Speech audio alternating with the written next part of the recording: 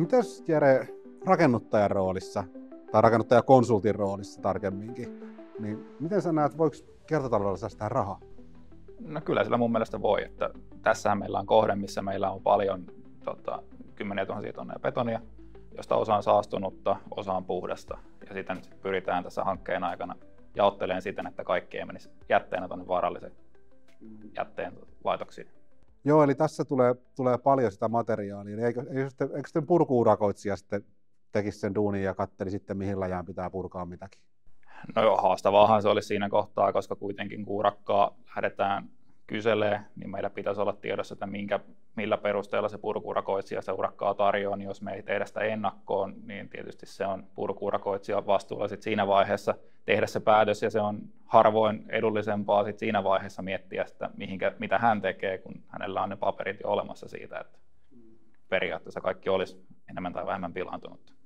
Joo, ja ehkä se, että purku-urakoitsija voisi saada säästöistä itselleen, mutta ei se purkumiseen ryhtyvä kiinteistönomistaja ei varmaan sitä säästöä näkisi. Ei, että kyllähän se tietysti siinä vaiheessa jäisi sitten matkan varrelle siitä ne mahdollisesti saatavat säästöt. Joo. Että tollain voidaan säästää, kun pystytään se haitallisen jätteen määrä minimoimaan. Ja ehkä tulevaisuudessa, jos ajattelee, että siihen kiertotalouteen tulee erilaisia insentiivejä ja tulee jätevero, niin kuin, päästöverotusmerkitys kasvaa ja tämän tyyppiset, niin nämä opit on varmaan aika arvokkaita siinä vaiheessa. On, ja kyllähän meillä tavallaan tällä hetkellä tämmöinen kiertotalousajattelu rakentamisessa on aika lasten kengissä. Että tällä hetkellä tilanne on se, että hyvin vaikea tämmöisessä ehkä perinteisemmässä ja helpommassa purkuhankkeessa siitä on sinänsä bisnestä tehdä, mutta siinä vaiheessa, kun tämä asia kehittyy, mitä tämä nyt vääjäämättä tekee, niin kyllähän se myöskin tämä kustannuspaine siirtyy enemmän sit siihen, että se uudismateriaali maksaa ja kierrätettävä materiaali taas sitten olisi edullisempaa. Näin siinä varmasti tulee käymään. No hei, kun täältä kohteesta, niin täältä on tunnistettu aika paljon kaikkia, että on noita ikkunoita, niitä on täältä inventoitu, niistä on inventoitu mitat, kunto, niin edespäin. Sitten on graniittisokkelit, mitkä on musta tosi makeita, niitä ei paljon enää käytetä. Sitten on noita tiiliä aika paljon. Niin saako niistä mitään rahaa sitten, kun saa rakennuttajakonsulttina selvitä, että mitä tapahtuu, niin löydätkö sä heti ostajia?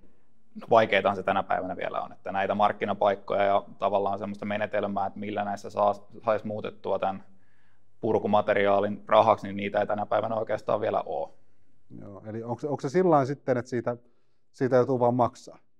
No, tavoitehan tietysti ehkä tällä hetkellä on se, että päästäisiin edes nollille, ja se hyöty kasvaa, mitä enemmän se materiaalin omistaja pystyy itse hyötykäyttämään sitä. Että sitä kauttahan sitä taas saadaan.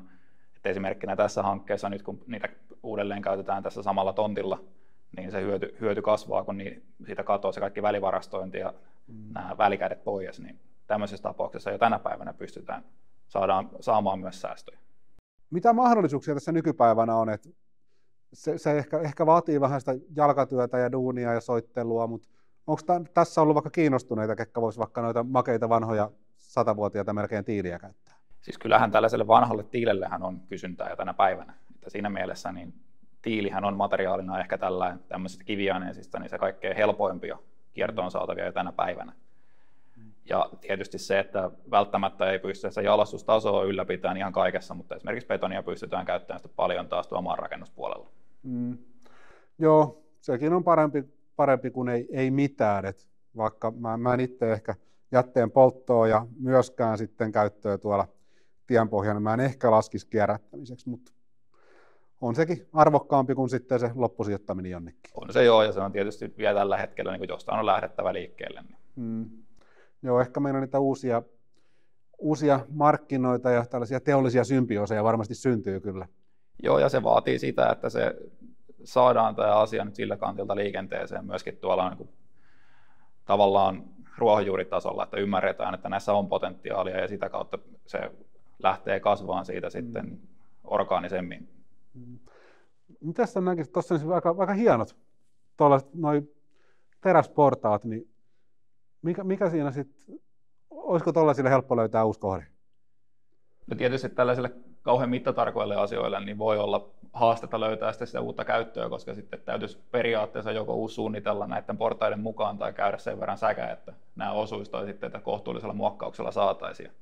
Tietysti kun puhutaan esimerkkinä portaista, niin sitten tulee taas tämä meidän määräysmaailma, eli mikä on tässä ehkä matkan varrella sitten jonkin verran tiukentunut, eli se, että onko kaikki esimerkkinä nyt kaiteet, onko riittävän korkeat ja nämä muut tällaiset määräykset tulevat turvallisuusasiat, täyttääkö ne, niin niiden kanssa tietysti, jos ne täyttyy, niin aina helpompi. Joo. Sä toit aika hyvin nuo kaikki tärkeät näkökulmat tuosta esiin, että kehittyvät turvallisuuteen ja terveellisyyteen liittyvät odotukset, vaatimukset ja määräykset, mutta meidän täytyisi muuttaa toimintatapoja, että suunnittelija joutuisi suunnittelemaan sen vanhan ehdoilla, eikä sillä lailla, miten aina ennen. Niin näetkö sä itse ratkaisuja tuohon, että miten me saadaan muutettua meidän mindsetti sellaiseksi, että me toimitaan eri lailla kuin ennen?